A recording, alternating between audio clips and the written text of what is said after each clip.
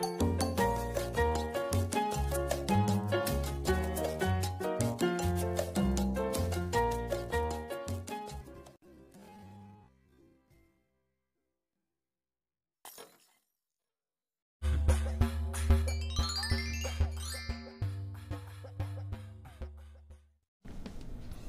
marino, ang bansang Australia ay isa sa bansang gustong-gusto naming mapuntahan dahil maliban sa kanilang magandang turismo, maunlad na ekonomiya, mababait yung mga tao, at higit sa lahat, napakayaman ng kanilang yamang dagat. Ako po, si Chef Angel. Samahan niyo po ako at ipapakita ko po sa inyo kung gaano po karami ang isdang makukuha natin dito sa Australia.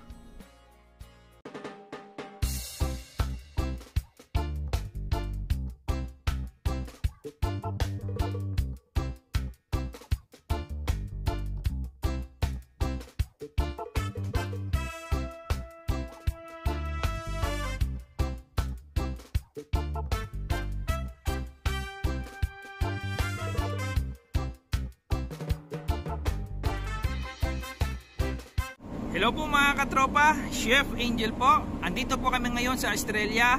Samahan niyo po ako at mangangawil po tayo buong magdamag. So madilim na po na magsimula kaming mangawil. So unang hulog pa lang talagang halos mapuno yung lahat ng aking taga.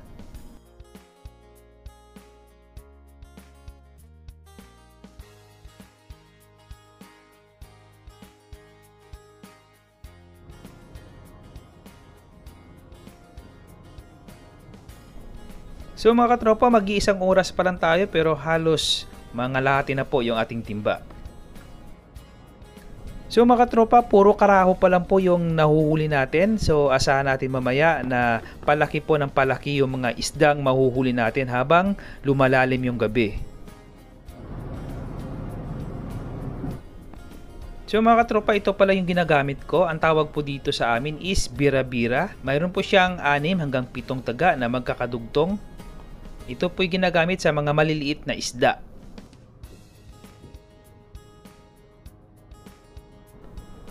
So ayan na po yung iba naming mga kasama, nangangawil na din. So hindi naman po lahat ay nangangawil dito. Kung sino lang po may hilig at gusto pong maglibang.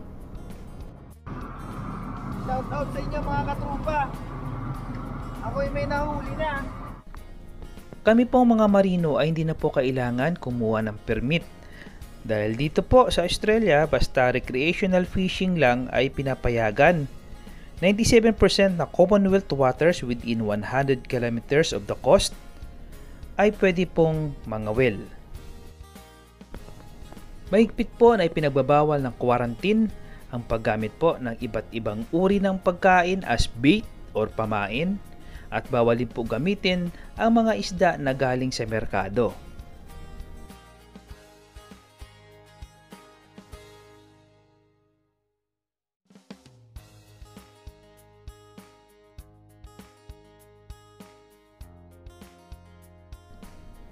At gaya ng sinabi ko, habang lumalalim yung gabi, palaki ng palaki yung mga nahuhuli naming isda.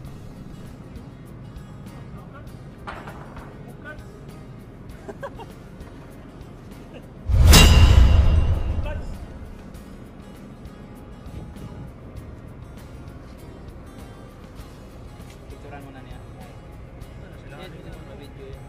Nasilalim yung lalim, kinain. Ito?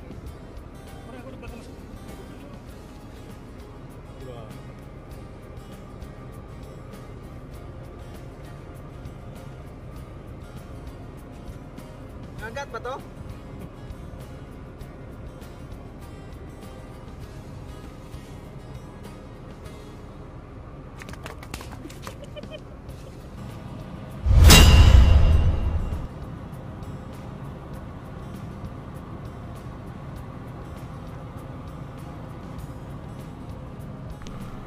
So mga katropa, nag-ismula na rin kumagat yung mga pusit. Yan! So fresh na fresh po yan. Masarap po yan ikilaw. Masarap po yan na adobo. Talagang fresh na fresh coming from the sea.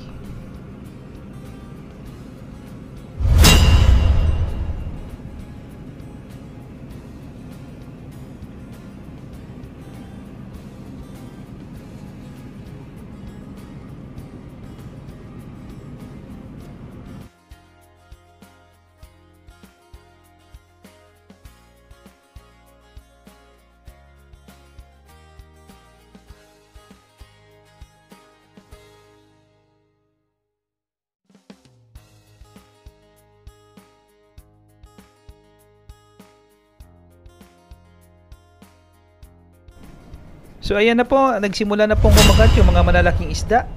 Yan, napakarami po nila. So sumasabit na lang po sa mga kawil namin.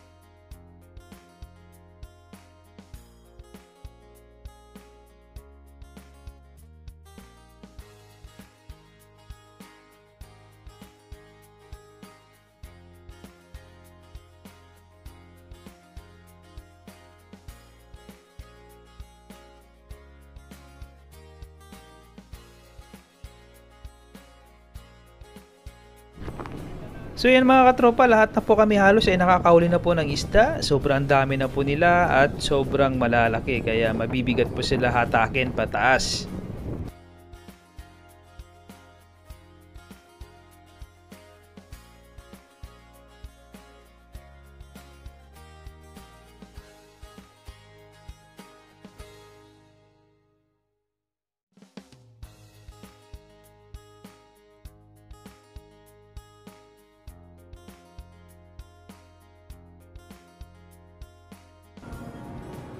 Malapit na mapuno.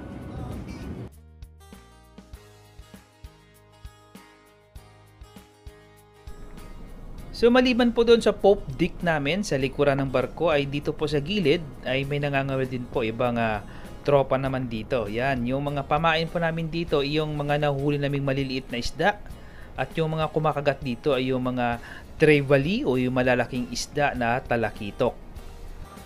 Yun, may nahuli din. Dalawa na yung nahuli namin.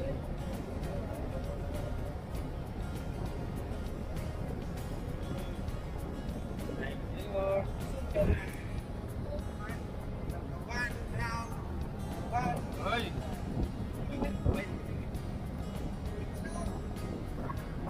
Ikaw pa, meron na naman kami nahuli.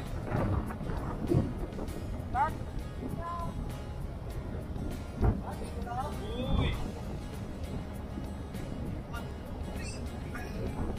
Wow, tangigi!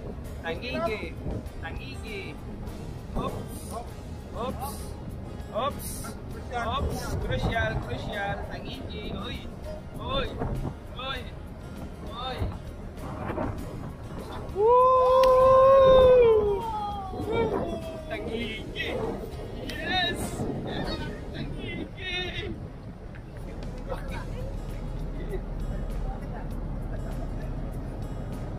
Wow!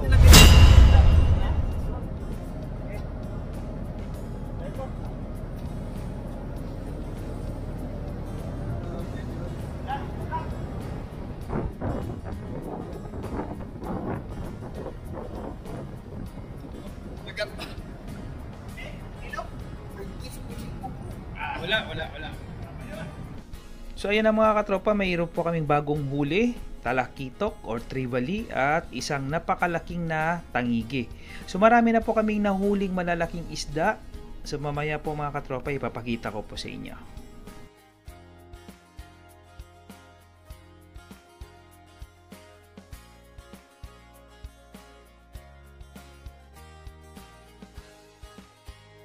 So ayan na po mga katropa, mag-iisang gabi pa lang po kami dito sa Australia, ganyan na po karami yung mga nahuhuli naming malalaking isda.